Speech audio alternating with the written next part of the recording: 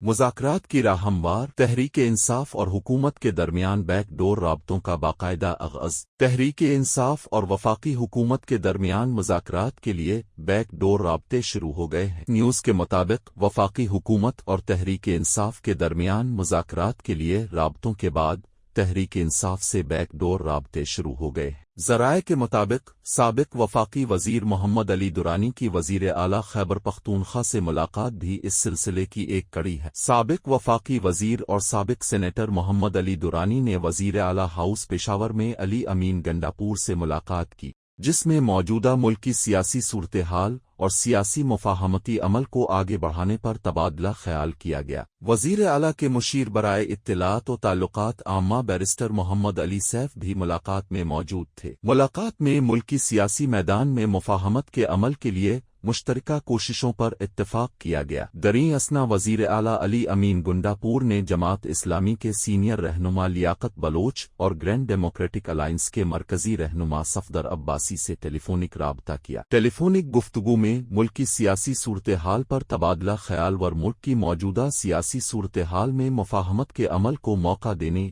اور اس سلسلے میں کوششوں کو تیز کرنے پر اتفاق کیا گیا۔ ذرائع کے مطابق وزیر اعلیٰ اور تحریک انصاف کی مرکزی قیادت کی جانب سے دوسری سیاسی جماعتوں سے رابطے کا امکان ہے۔